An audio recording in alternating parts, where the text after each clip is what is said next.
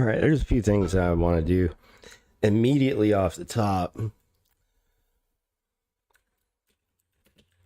Take some notes.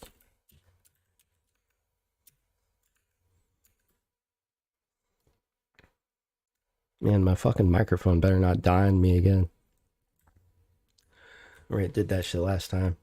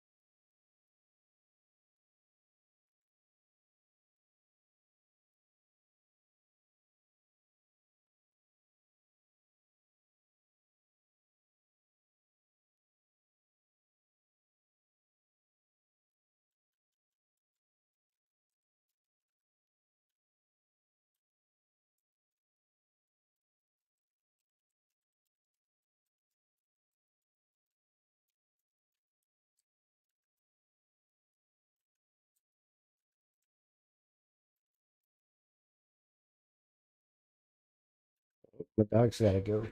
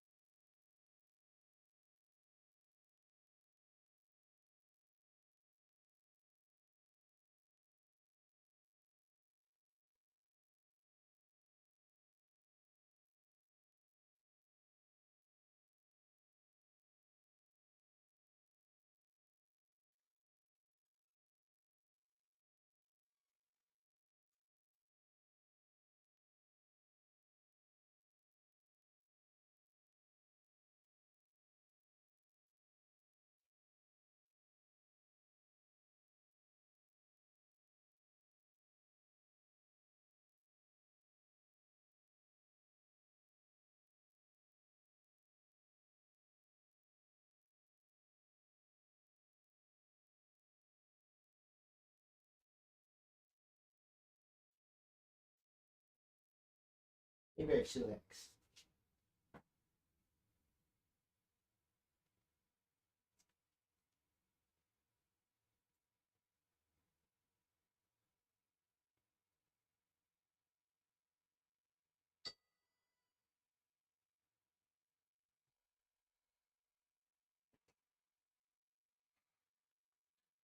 Yeah, we're gonna use a new RNG here.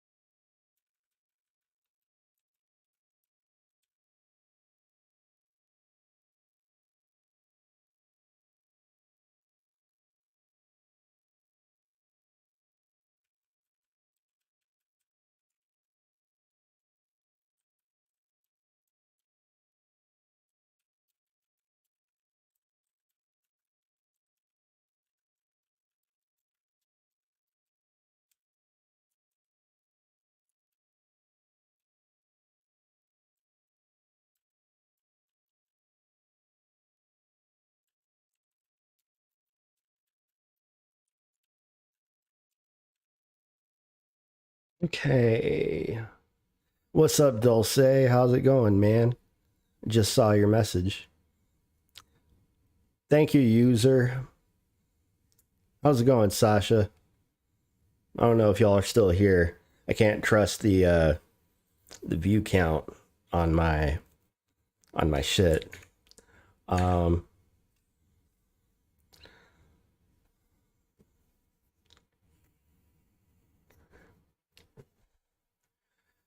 so I'm just gonna start stepping towards some basic stuff. Right now I'm updating the random number generator usage for loading music because I want to step towards when one song finishes loading another song, right?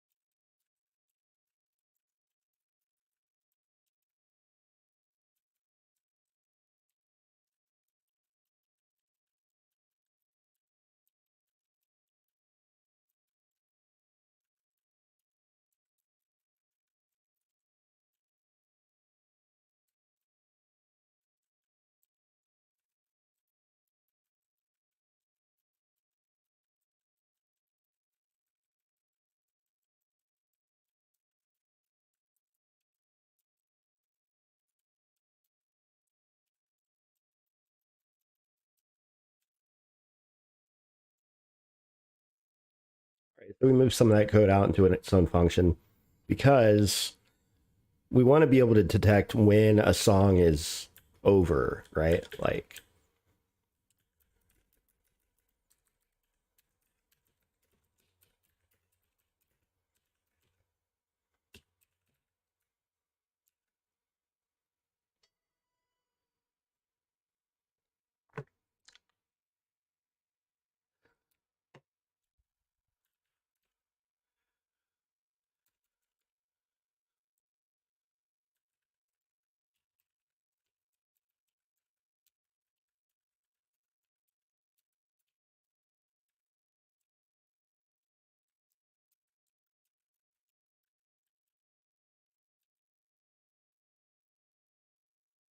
I want to be able to detect if the music loops.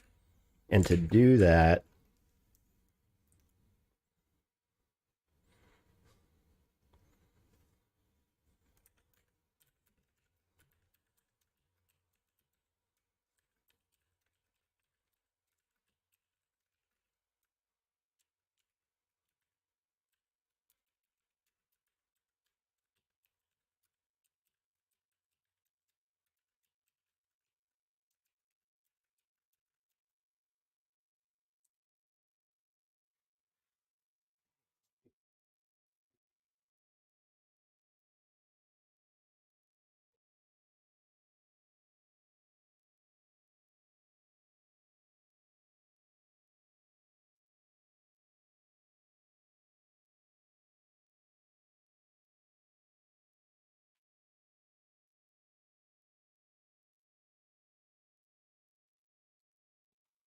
and my dog is calling for my attention.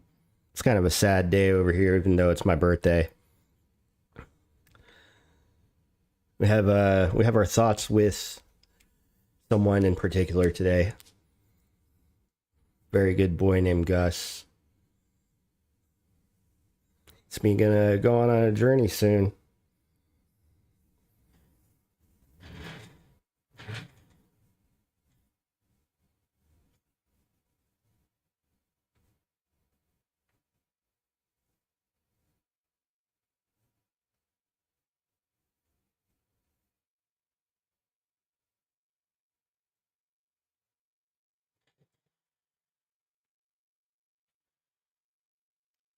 Been not doing too well. His parents made a hard decision recently. And he's gonna be going to Valhalla soon. You know, that great doggy door in the sky.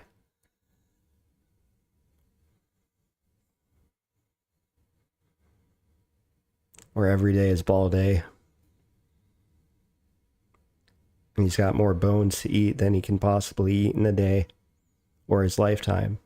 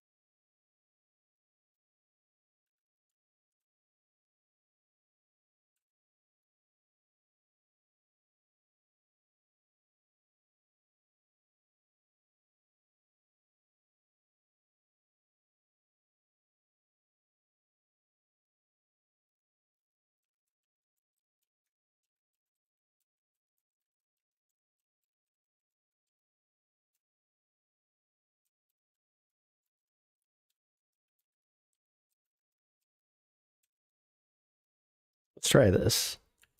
Let's see if this works.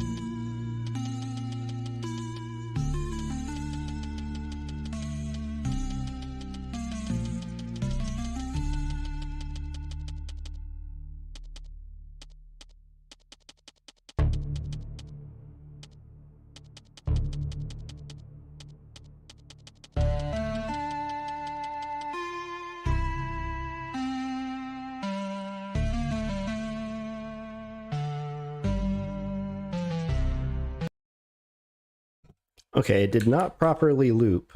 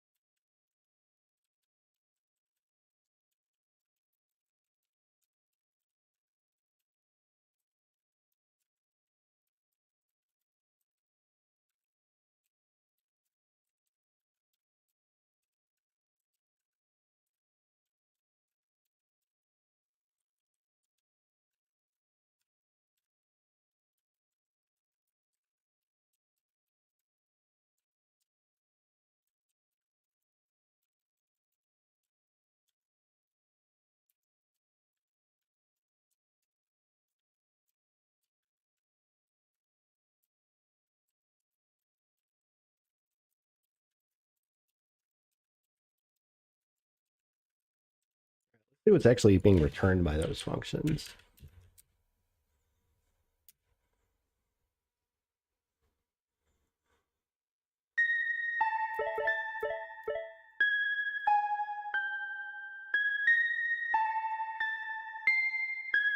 Nano, you better not.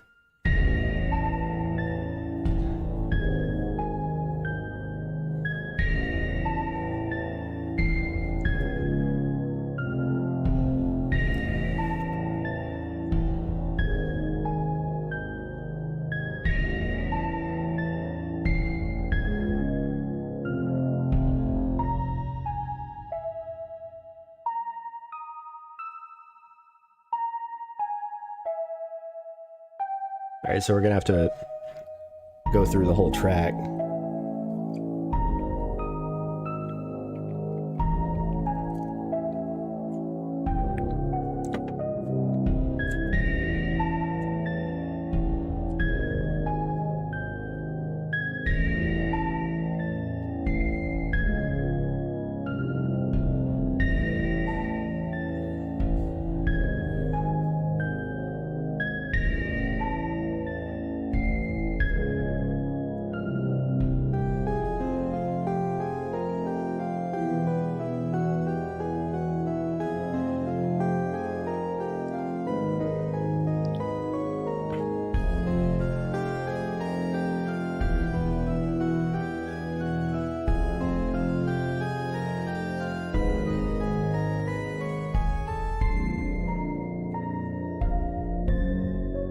All right, 20 seconds.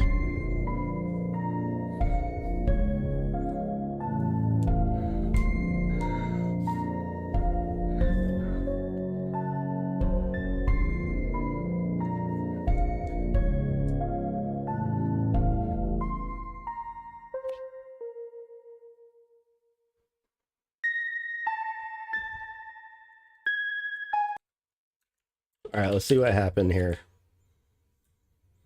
So I got to 122.16. So that's when we need to. So if it's able to consistently check, like, know exactly when the track is there, then we should set equal to. So maybe it'll work this time.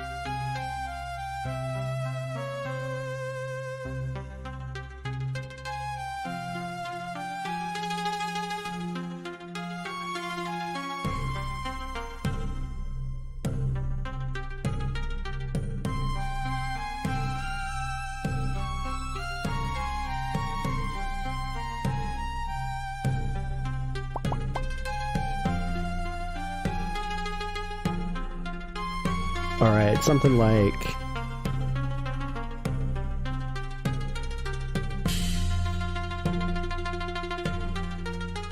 40 seconds.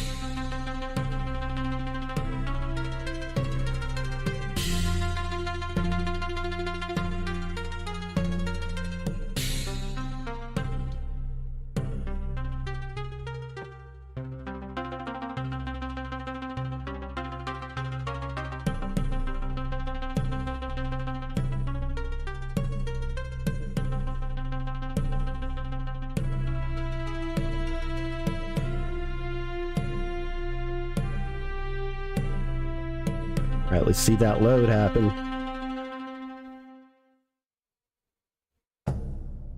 It didn't fucking load. God damn it.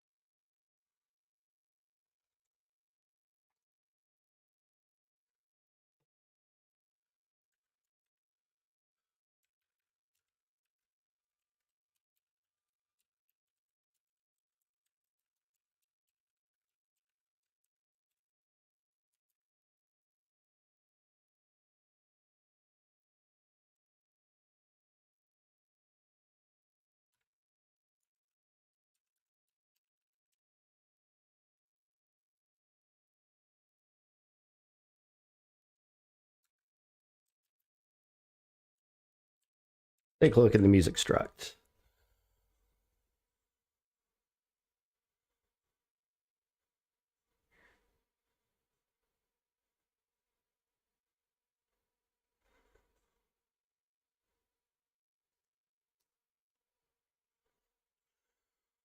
It's got a variable in there that says whether or not it's looping.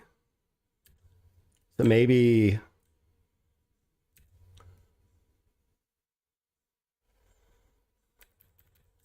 when we go to load the track,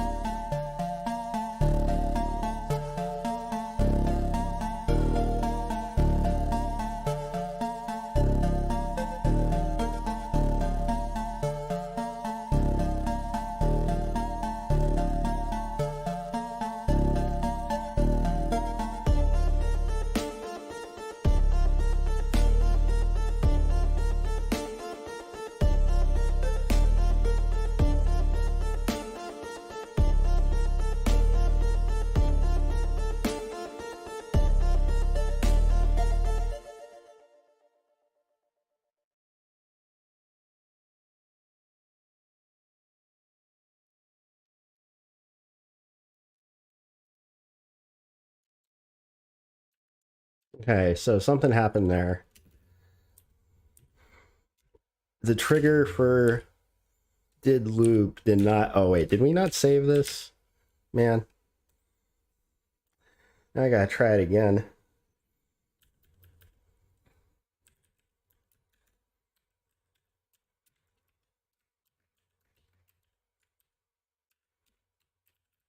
Maybe it stopped playing in that case, in which case we can load another random music. Um,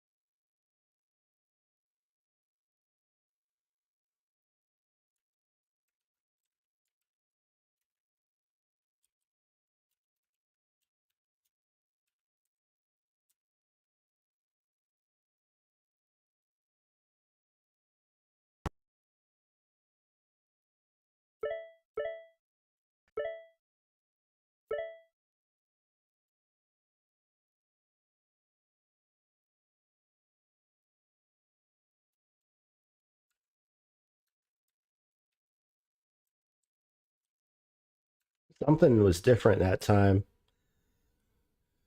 Oh wow, it's like loading and then unloading immediately.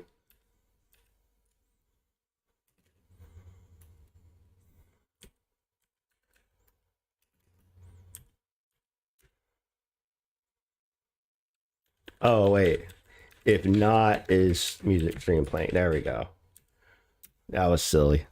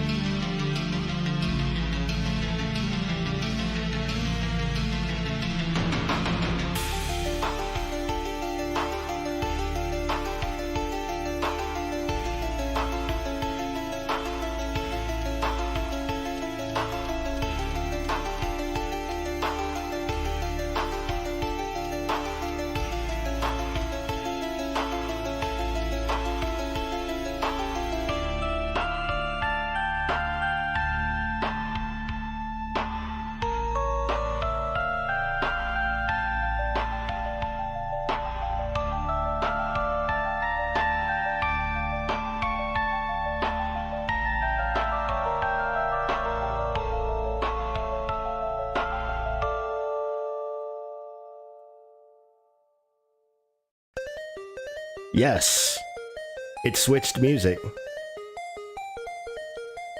All right. Totally random music is now on the plate. Hell yeah. Oh, that's an upgrade. That's a good upgrade.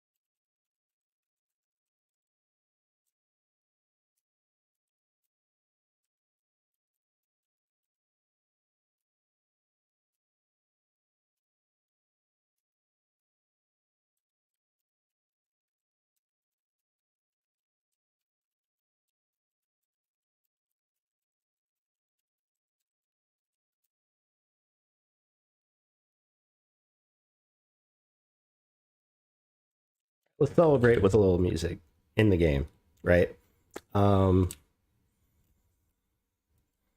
We can actually add music, of course. The moment these are the music tracks, and the way this works, because everything gets loaded into the browser, the more music that I add in the game, the longer the game takes to load. And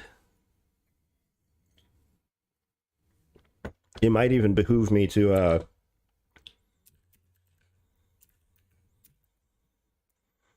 see, I mean, these are actually at 128 kbps, which is how I think they came down. I don't remember if I compressed these myself or if I scaled them down or like recompressed them or whatever.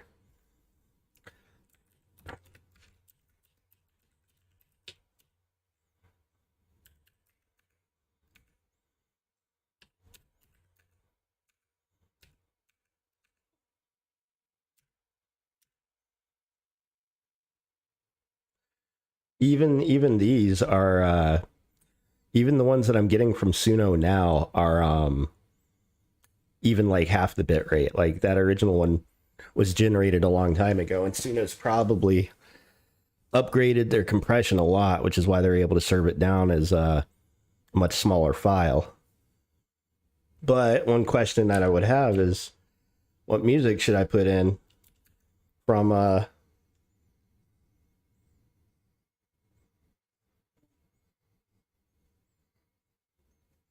I've got some tracks that are kind of appropriate for the game, but I also got some tracks that would just sound kind of fire in general, even though they may not be necessarily appropriate for a dungeon crawler. Maybe they are, and maybe I'm just not thinking about it right.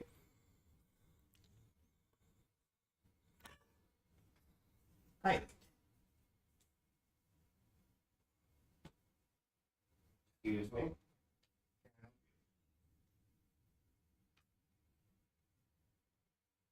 No.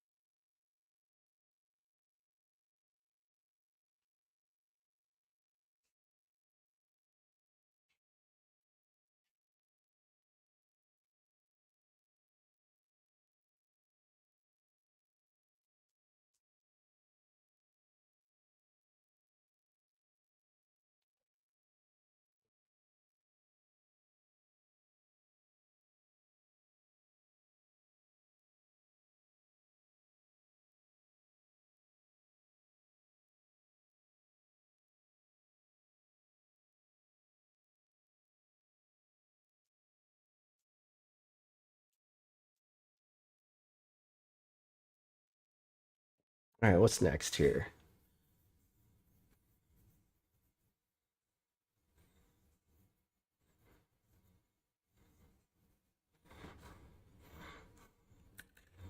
So let's sample some of these to see what might be good.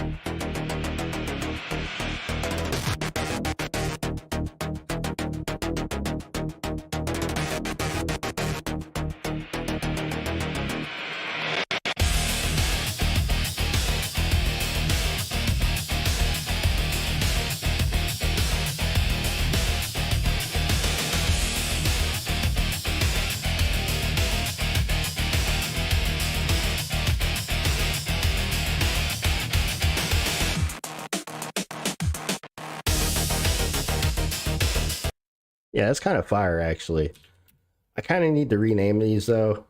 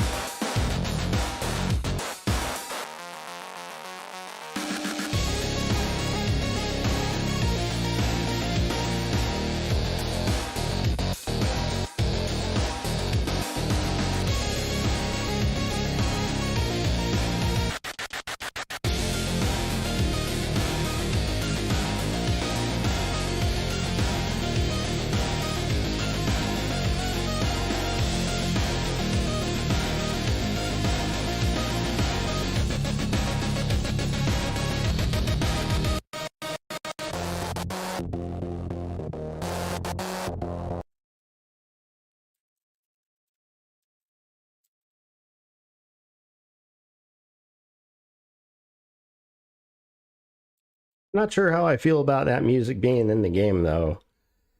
Perhaps not, right?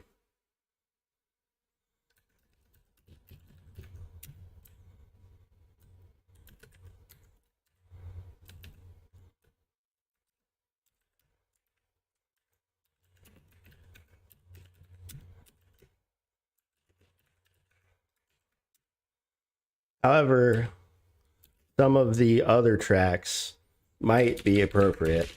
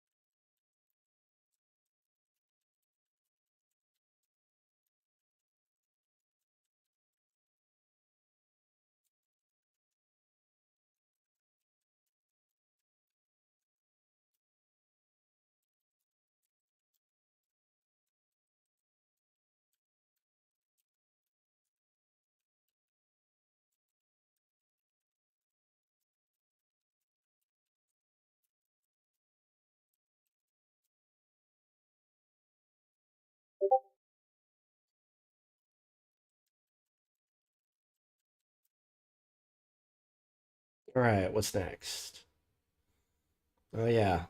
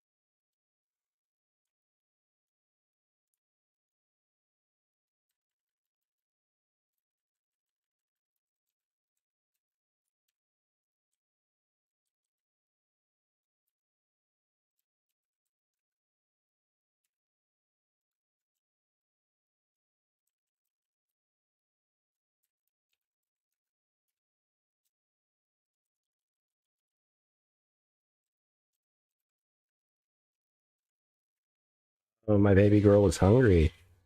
It's time for dinner.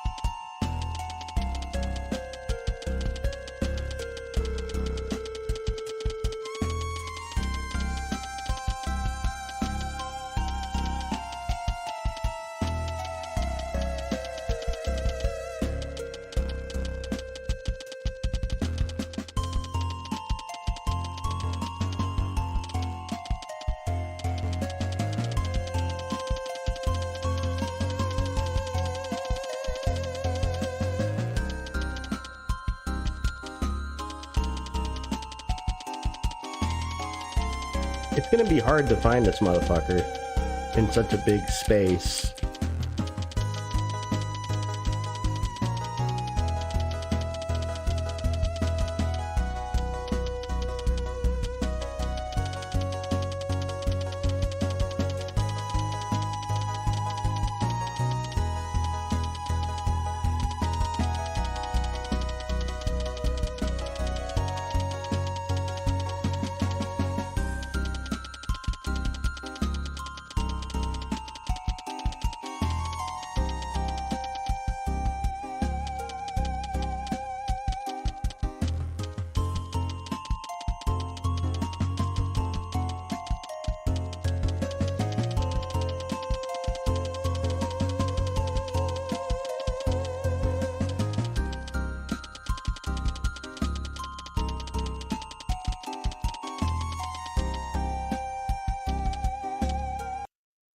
How do we find this guy in such a large space, right? Well, let's make it smaller.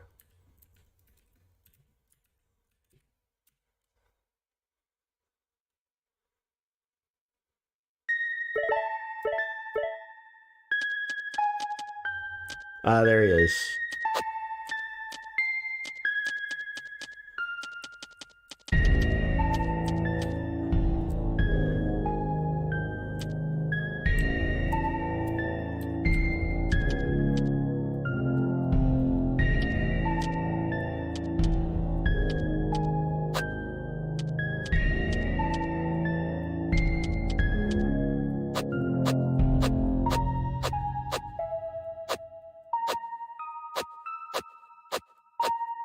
Damn, he's getting unlucky as hell.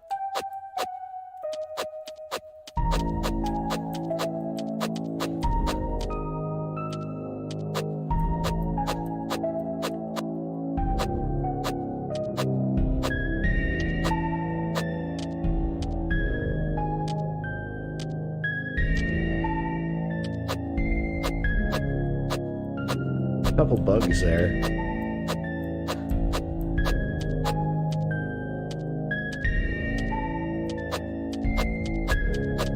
But I have this idea for automating the gameplay in the same way that I'm doing with the unit tests. After I feed my dog, I think that's what we're going to do next. Not to mention there is a bug with regards to one of the unit tests.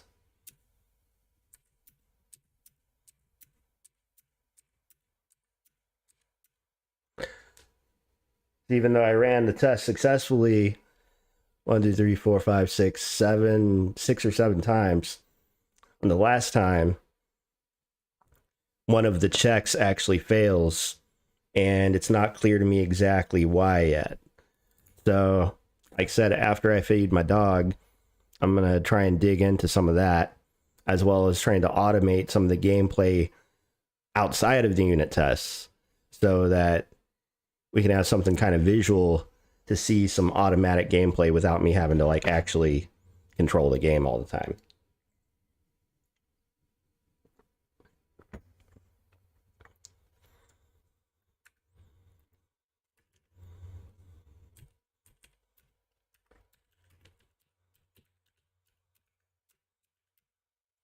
But in the meantime, let's do some music.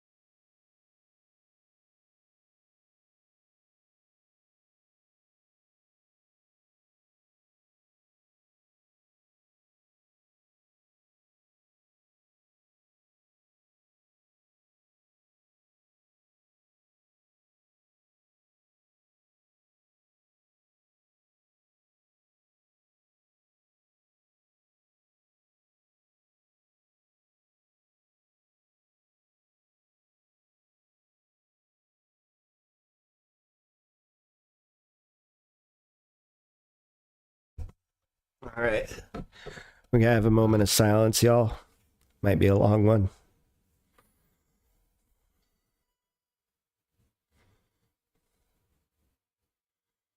Sorry to be a buzzkill here.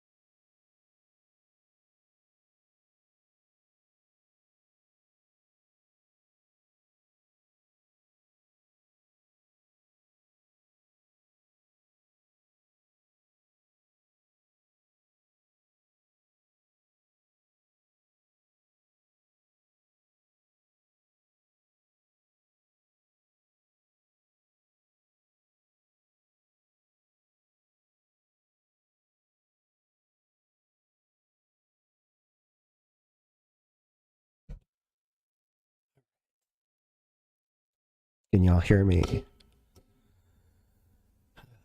Fuck, dude. It's rough.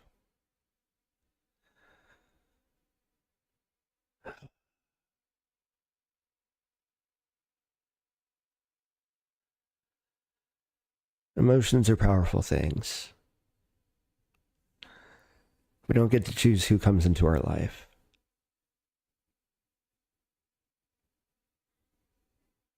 So when people, even if animal, come in who are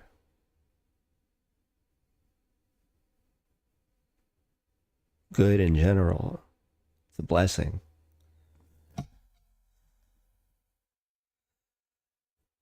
I've known more good dogs than bad, and I've had the fortune of not knowing virtually any bad dogs that I can think of.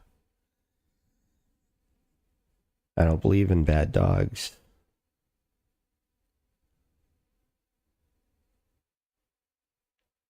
Even if a dog did something wrong,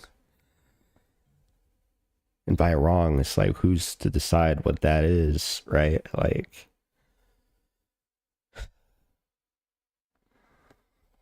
all dogs go to heaven, even the bad ones, because there are no bad dogs. Because what is bad, right? Like, that one bitch, Christy Gnome or whatever, the fucking bitch who had a dog put down because it was like not she didn't think it was trainable, or like he just didn't know she was probably a bitch to him, honestly. Probably why she was unable to get him under control, because some people just don't speak dog language, you know what I mean? Like, some people just don't know how to communicate with animals. Because they have it in their head that they're so much more superior just because of the size of their brain mass. It's like, nah. So, what? We built civilization? That makes us better? Well, we developed like spoken and written language and went from tool using monkeys to this, whatever this is. We're supposed to be better. Is that how some people think? I don't think that's how it works. I think that people are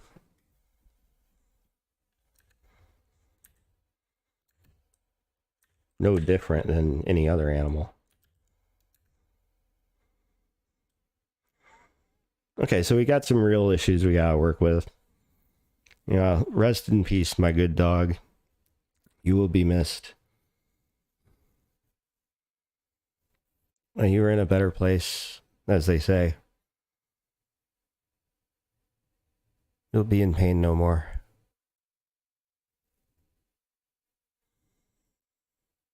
We got some real issues we gotta fix here. But at appearances, things work.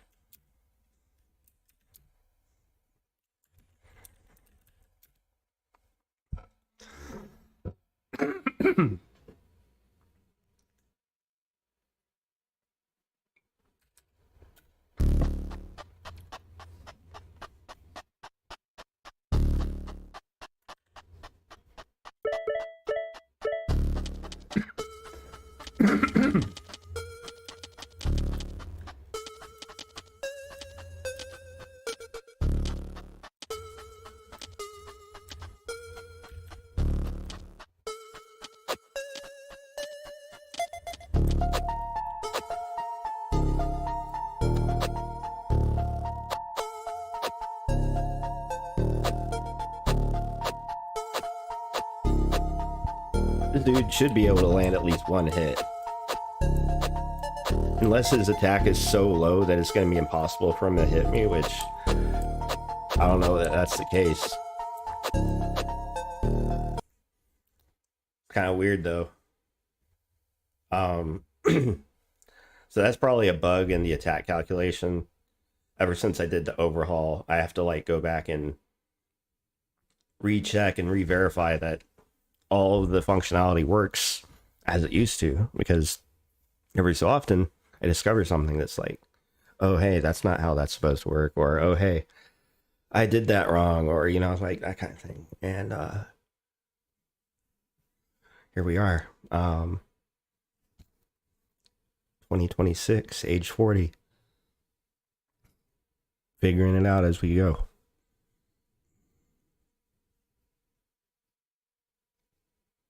All right, what's the next step here?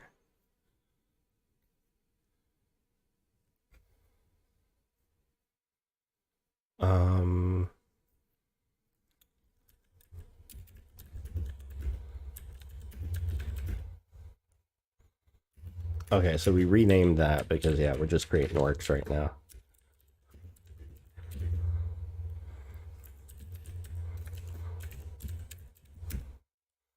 We renamed a function. Okay.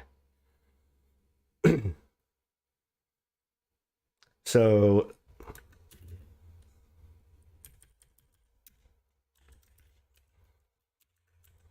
this is this is implemented now.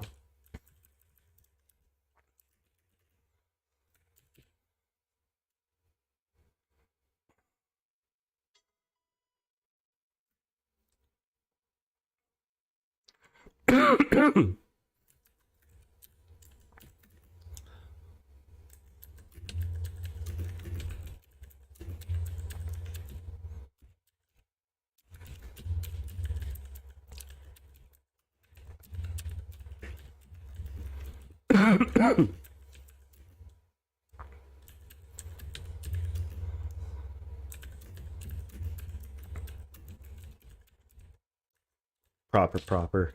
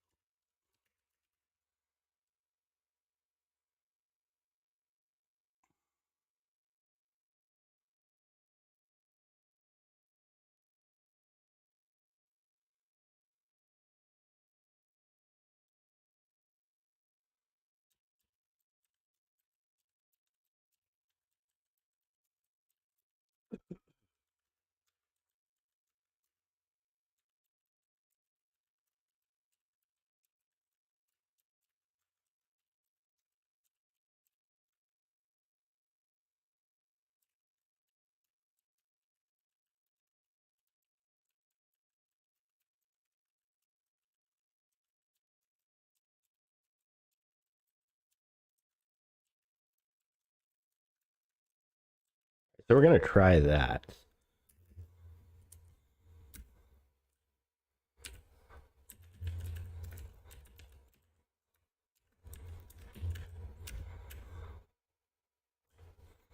Okay, so if test, so in the unit test, we're able to just kind of like fly through like way more quickly because we're not even bothering to render the window or anything like that. Like we don't do any of the drawing parts of the loop. So we get to skip them entirely and just focus entirely on the game state and how the logic of the game works. But it would be cool to visually simulate those tests in a way. Well, technically you wouldn't be like necessarily seeing what happens at that level. We could actually introduce it to the unit test as well, but then when it's flying through, you would have to deal with like all the windows popping up and everything. But here, what we're going to do is we're inside of game state already, and game state has access to a frame count. So frame count mod 60, because 60 frames a second, exactly equal to 0. Then we perform one of those actions.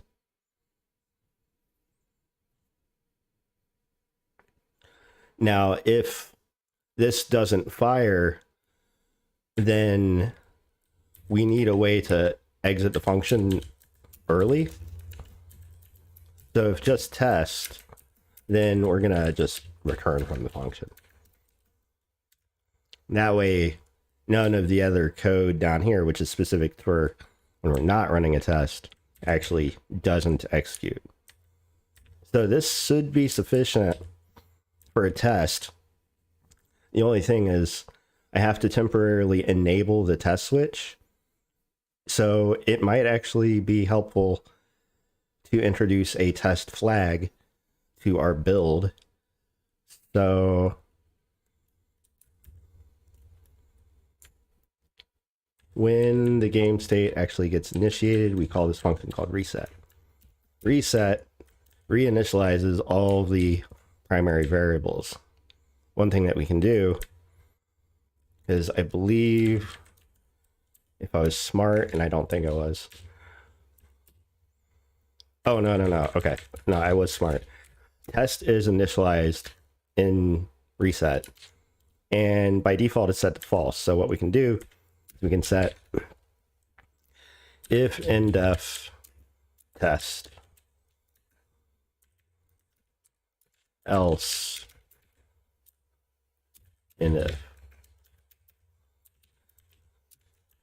So this is a pre-processed macro, and it allows me to pass something in from the command line in order to generate different code depending upon which flag I have set. So as an example of this, now I have the ability to custom set that flag on and off, and I can just say dtest equals 1, and now it will set that flag to true when the game builds. And to verify that it works, we're going to run the game.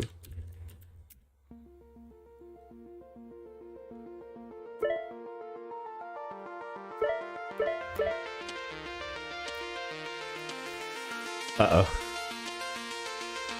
So that's interesting.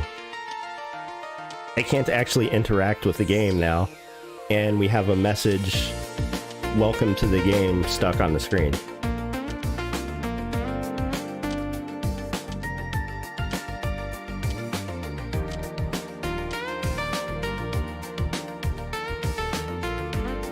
This is interesting. Okay.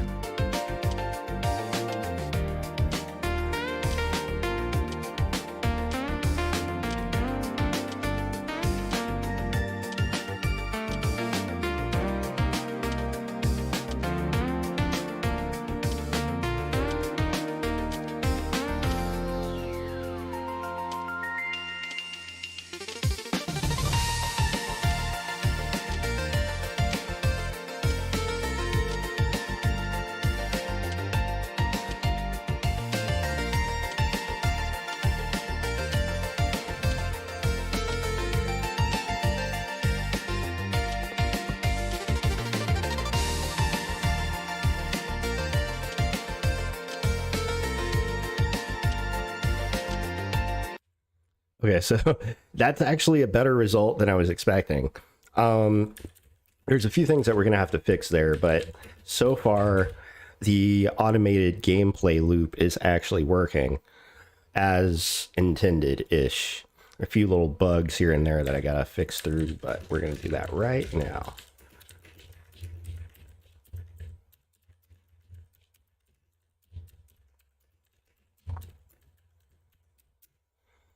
So when we're in test mode, for instance,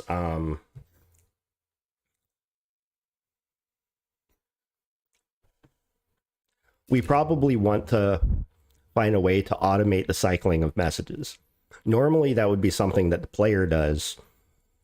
So taking a look at game state, handle, input, gameplay, control player, if we scroll down a little bit, handle cycle messages is one of the functions that we use. It basically checks to see if you've pressed enter and the message system is active. So we could probably call this in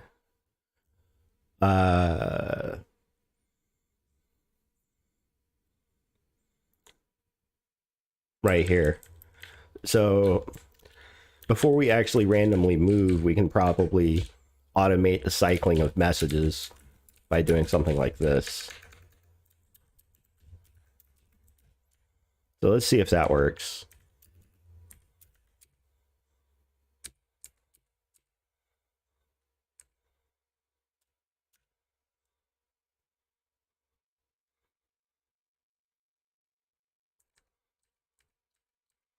And if it does, then I'm going to start adding in a bunch of stuff just to kind of like make the test more interesting.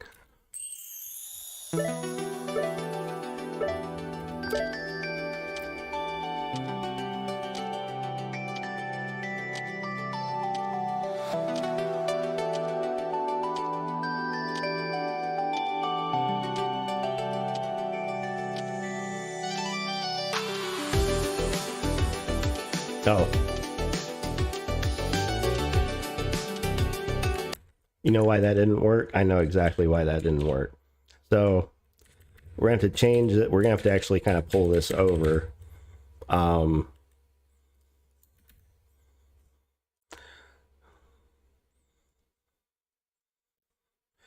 Better yet, what we're going to do is we're going to use a different function. We're going to call this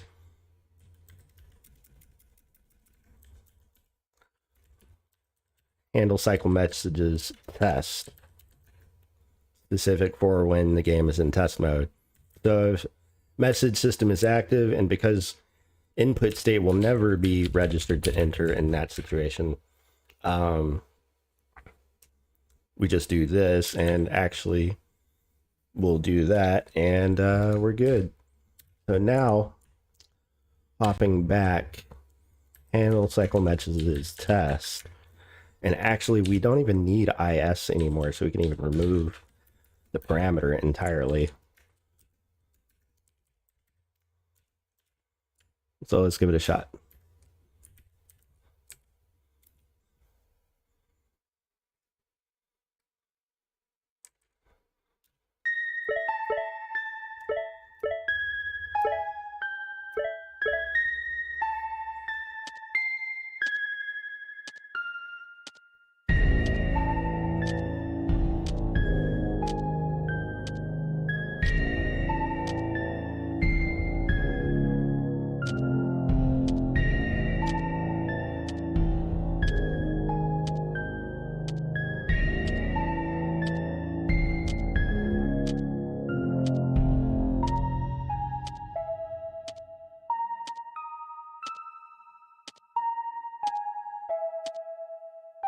So far this is actually so far this is actually working out pretty well. All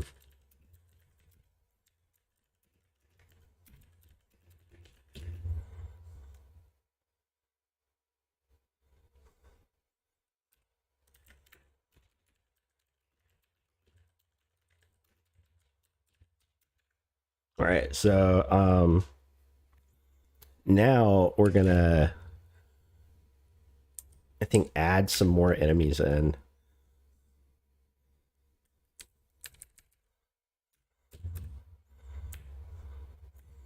So we're going to create a few more orcs.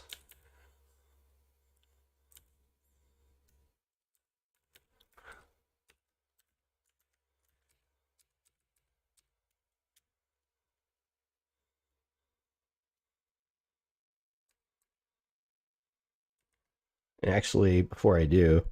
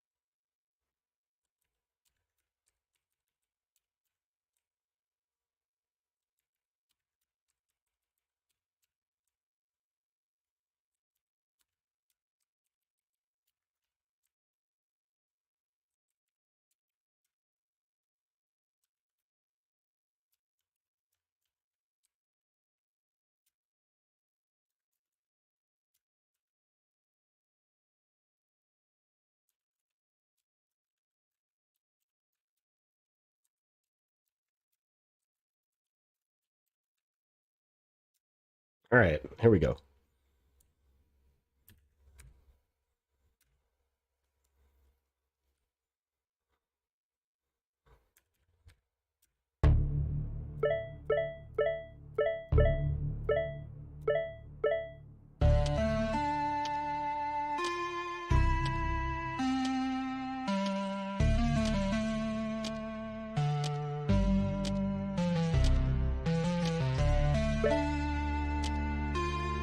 Oh, that's a funny bug. So the player should obviously not be able to move around when he's dead.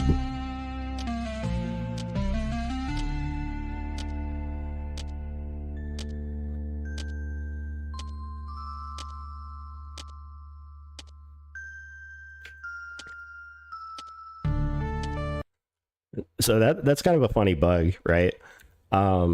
Players should not be able to move around while you're dead. So the automating of the gameplay there revealed the bug to me. So that's already a win. Bug.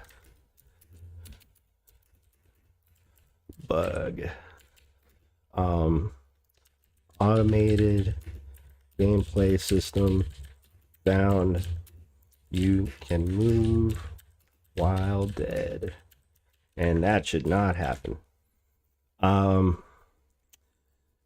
addition to this, let's see.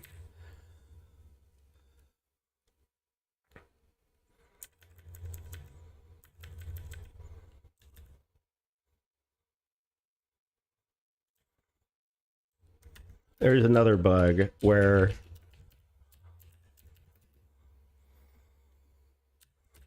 I've seen the player and NPCs move into tiles that are occupied by other entities.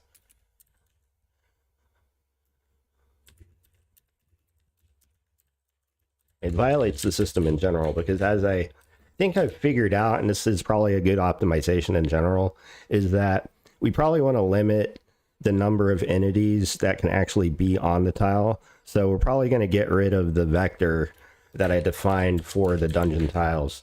So over in dungeon tile, we currently are managing a shared pointer to a vector of entity IDs for every single fucking tile.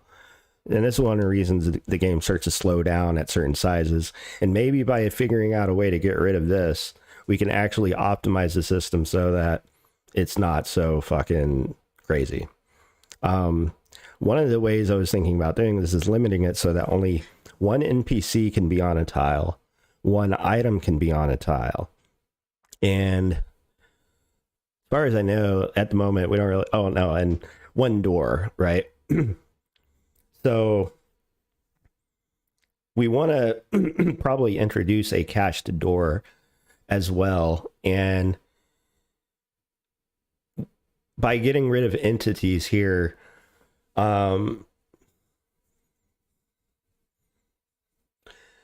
it'll probably render the need to like recompute the cache irrelevant. And so whenever there's any sort of activity on a tile, such as like adding an entity or removing an entity, then the tile's already properly updated with the correct values, and we can immediately just check to see if the tile is occupied without having to like scroll through a list of things or like go get some other reference somewhere else. And this would ultimately speed things up performance wise.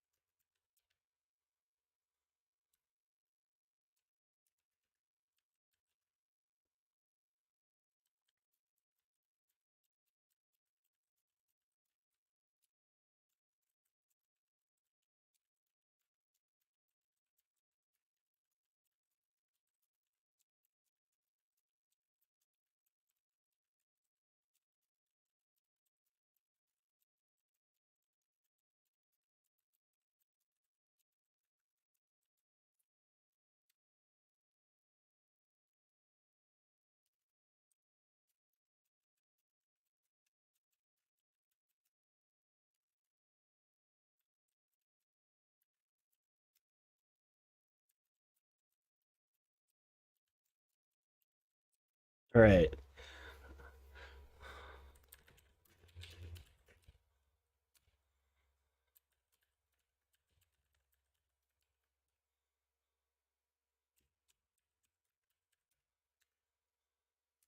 All right, let's do some upgrades here. This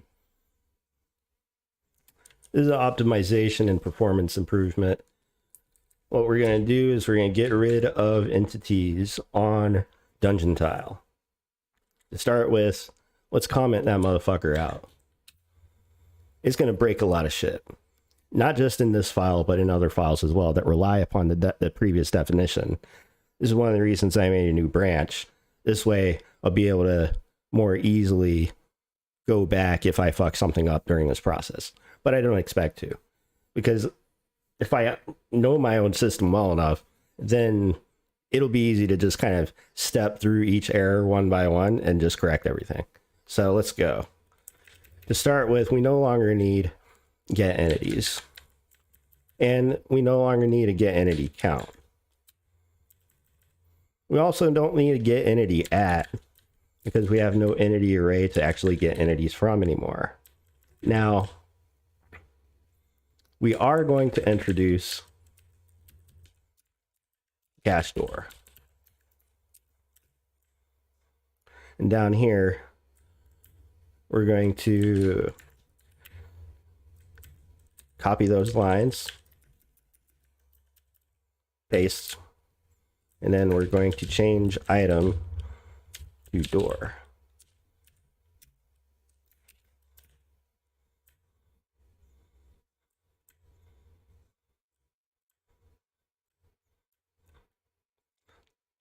Live NPCs is no longer going to be a thing because there's only ever going to be one.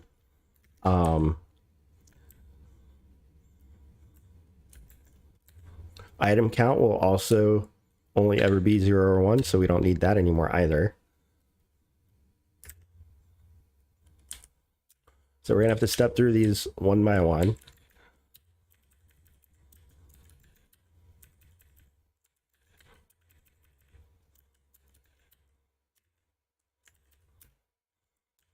Tile entity count, we no longer need that. We no longer have a get entity. Cast live NPCs. We don't have that anymore. We don't have that anymore. We don't have, no, we don't have this anymore. We do need a cache door.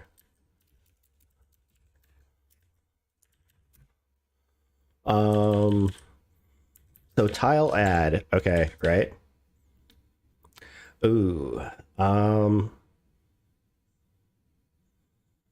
we're gonna need to add a parameter to this one.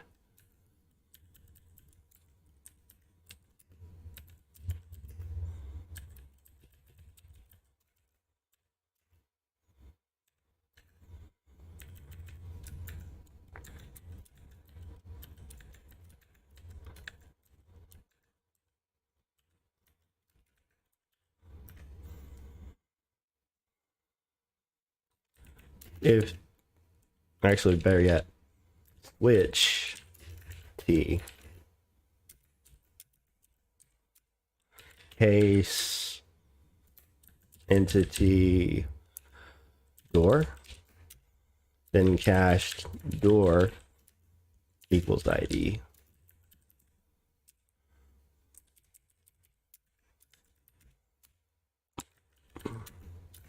Case entity item cached item equals ID. Case entity NPC cache NPC equals ID.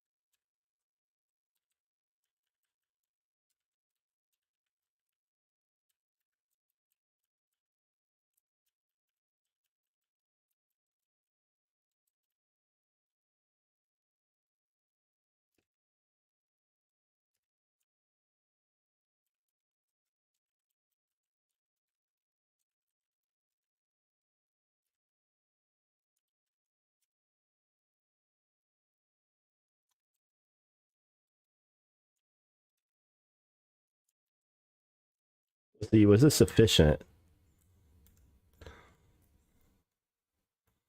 I mean, we pretty much just attached the ID to the correct thing, and yeah, because we can have, because like an NPC can stand on top of an item.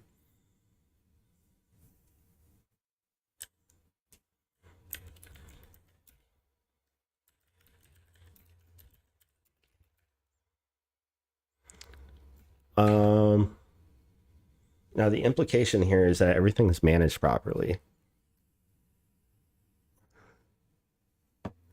I technically should not have to set all the other variables every time we add something, because we want to assert that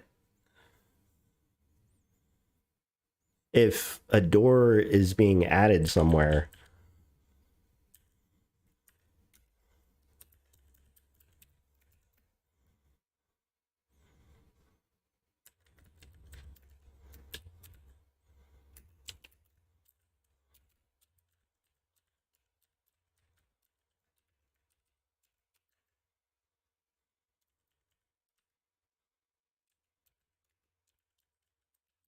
then an NPC would be present.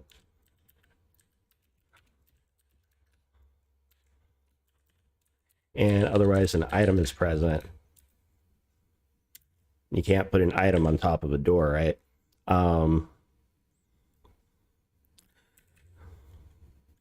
Also cached player present should be false.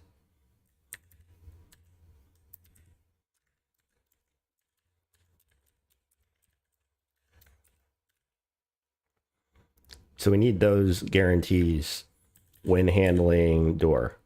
What about with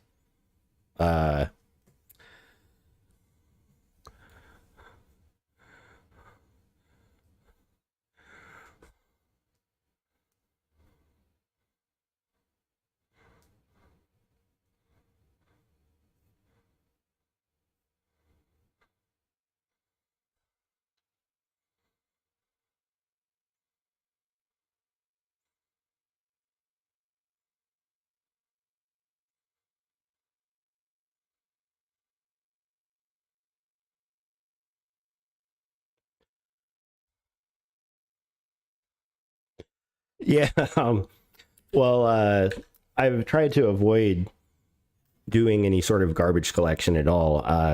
Ideally, I want everything loaded in memory and for everything to like stay in memory for as long as possible.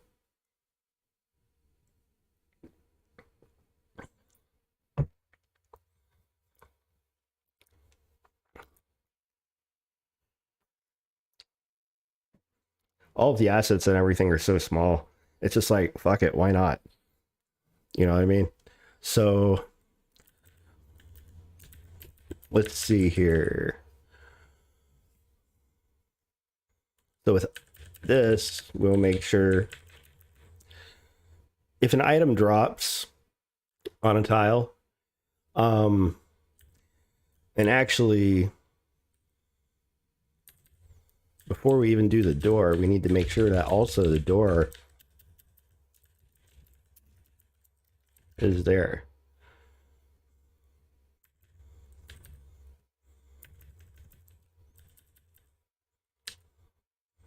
If you attempt to add a item to a tile, then ideally what we want to happen is, I'm not going to implement it at the moment, but we'll work up to it. First, you want to make sure that there is no item there before you add an item down. If there's already an item there, this would crash the game.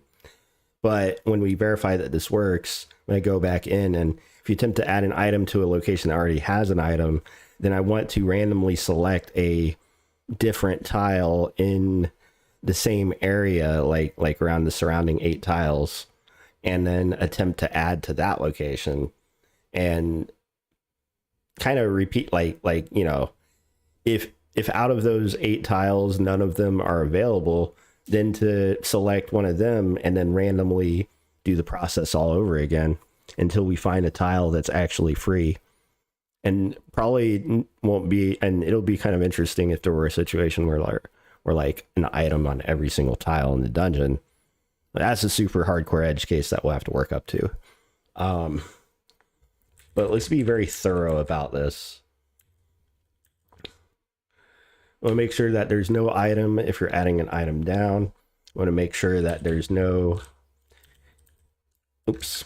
No, I'm just going to yank these. Want to make sure that there's no NPC. Want to make sure that there's no door. And you want to make sure that there's no player. So with the NPC, you can have an item if you're adding an NPC onto a tile.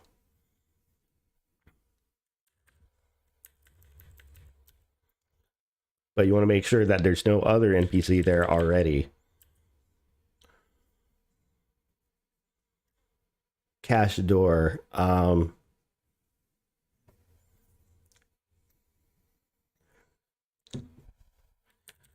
You cannot add an NPC onto a tile with a door, and you can't add an NPC to a tile that has the player. Similarly, you can't add the player to a tile that has an NPC. You can't add a player to a tile that has a door. And of course, if the player is already present, then like you're attempting to add the tile to itself, which is kind of weird. That should never happen either.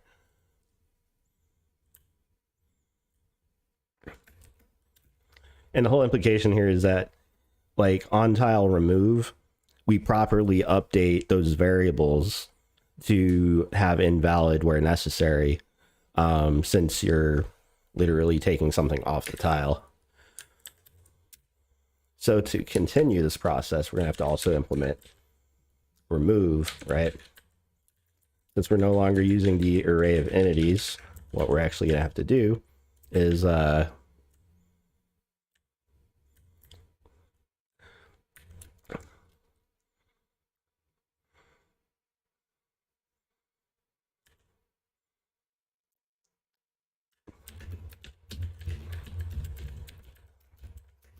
pass in the type here as well.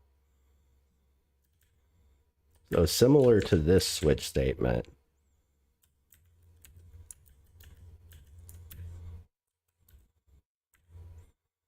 if we're removing a door, we don't really care about assertions here at you know, like that.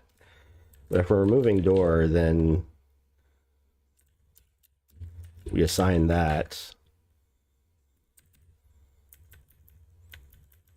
We're removing item. If we're removing NPC, and if we're removing player.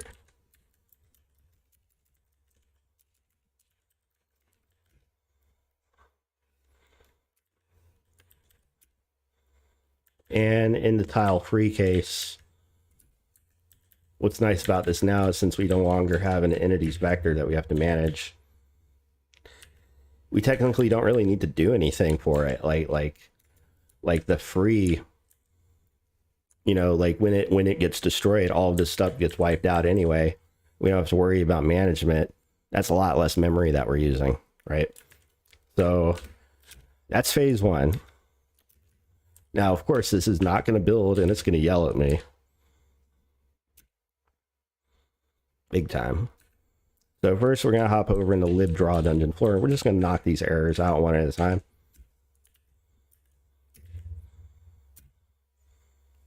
So here we check for closed doors, right? So we're going to have to re-implement this section real fast. So instead of having to step through every single entity in the tile to check to see if there's a door,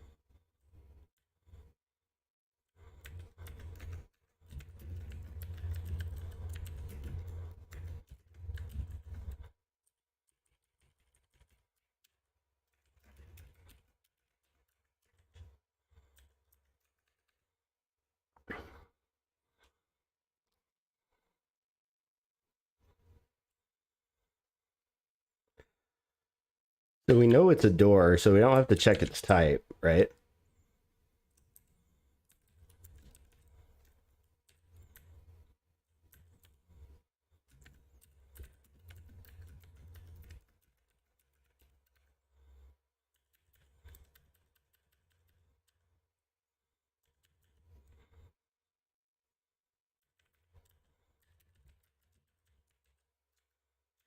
So if that door is open, we do the same thing like we were doing previously.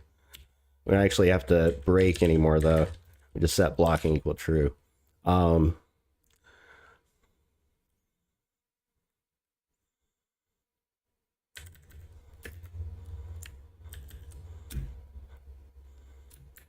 Similar here.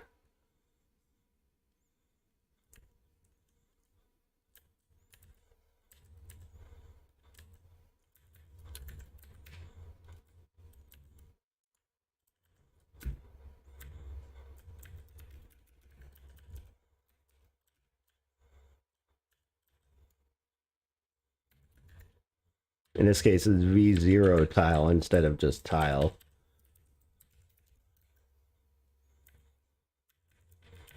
Here it's object blocking.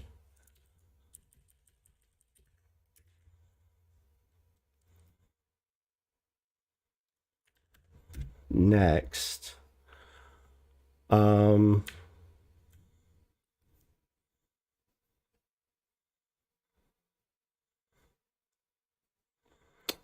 So because originally this was a loop designed to go through every entity on the tile and then handle them appropriately, we'll have to update this little section. So we're no longer going to be using this nice cool for each. But instead,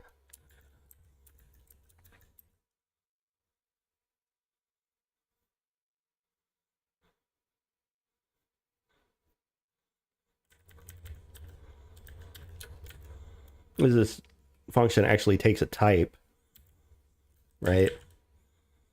The idea originally was like you could loop through the list of entities and then draw just that type. So like, for instance, doors, props, spells. And I'll have to update those tile add functions to handle like we need a cached prop and all that stuff as well now.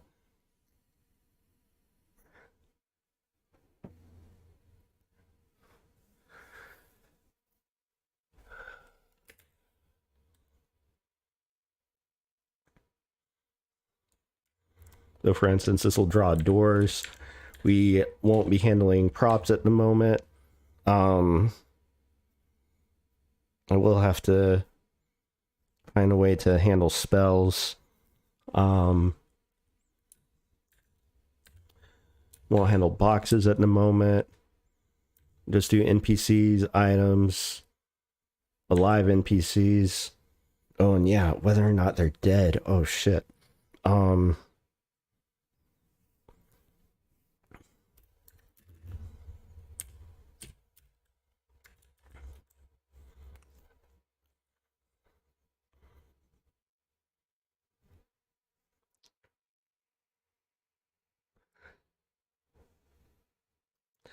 So we do have this problem now, I just realized. So what happens if we have like more than one dead NPC?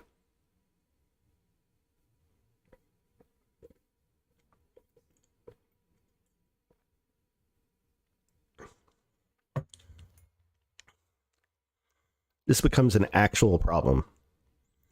So you know what? Maybe now's not the best time to do these optimizations. So we're going to roll back.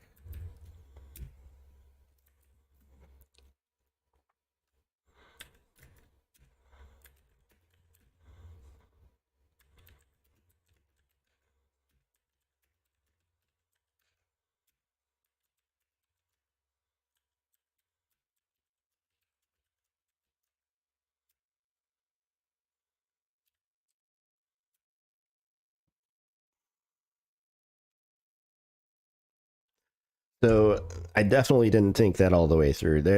There's a lot of conflict that I would have to resolve in order to make that system work properly. Not to mention, in the same way that I was limiting items to one per tile as well, I realize now, oh crap, what happens if we have more than one dead entity on the tile? How do we actually manage that in this new system? The whole idea is we're trying to limit how many things end up on a tile like that. So,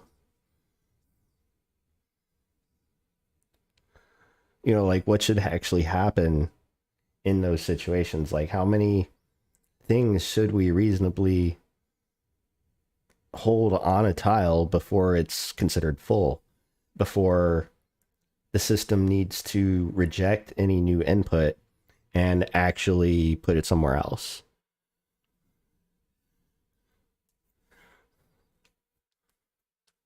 So like, imagine we had some hard limit of like 32 bodies that could be on a single tile. What should we actually do when you have 32 bodies on this tile and you want to add a 33rd. So at a system level, we would have to at least say no more dead bodies, but we still have to do something with this object. It needs to go somewhere.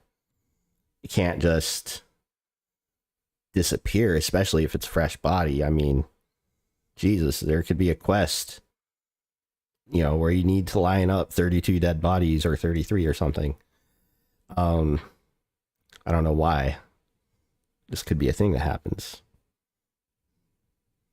But what do we do about that? How do we actually handle that situation? How do we implement it properly? How do we keep things running smoothly? Should we solve the dead body problem in the same way, where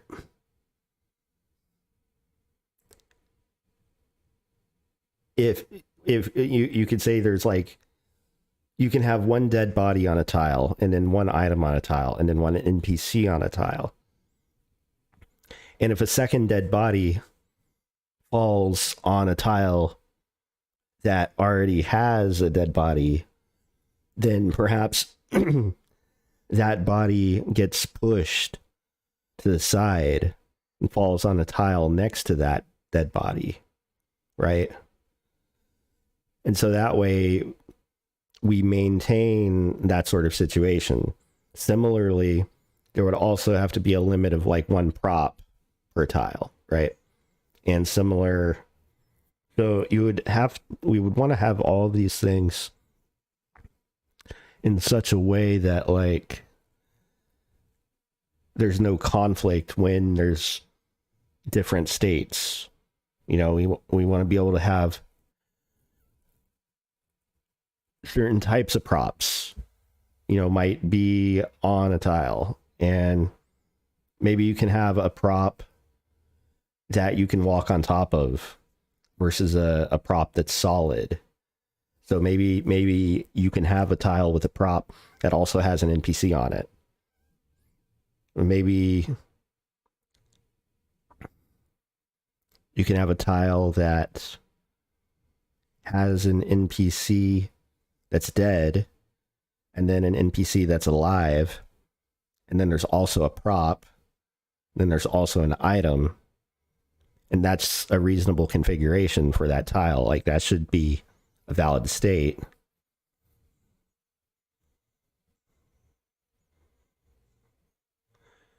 But every time I introduce a new entity, class, like a new type of thing, we have to make sure that it works within that system. And not to mention the drawing, like we will have to actually go through and change how things are drawn at a certain level in order to take advantage of this upgrade that I'm thinking about. And the whole reason that I want to do this is I want to be able to have like much bigger dungeons, because the tests that I've been doing recently, I think 64 by 64 is about where I've seen it kind of cap out at, in terms of like before there's actually significant slowdown when drawing things. But if we can get rid of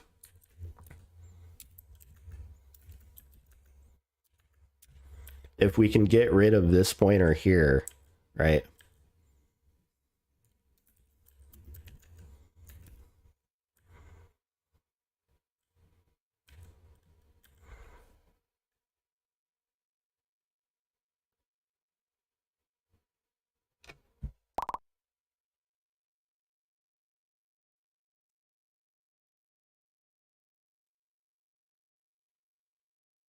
I think the neighbors are playing music.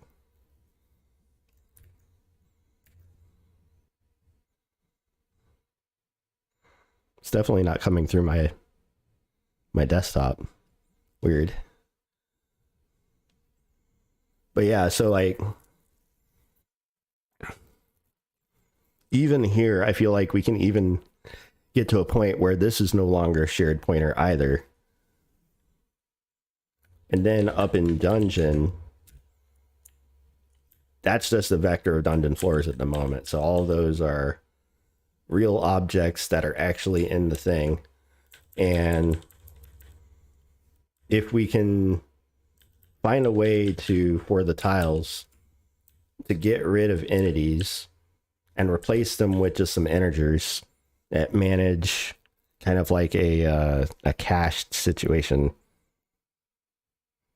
then I think the game will be a lot more performant and it'll allow me to create larger dungeons.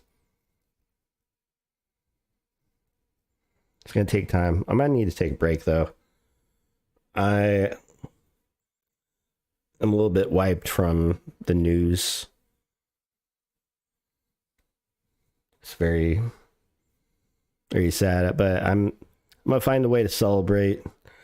I started playing Final Fantasy VII again, the old one, like the original, as I'm attempting to do a low-level initial armor, no accessory run. And I'm recording it off stream, so you know, have something interesting that you might care to watch in the near future. No commentary. Just some old school, you know, goodness. I want to thank everyone who joined today. It's always a pleasure whenever I get up on stream and do some coding for you guys. I'm going to work on some of these optimizations off stream, and we'll go from there. Till next time, everyone, take it easy. Happy birthday, me. Goodbye, Gus.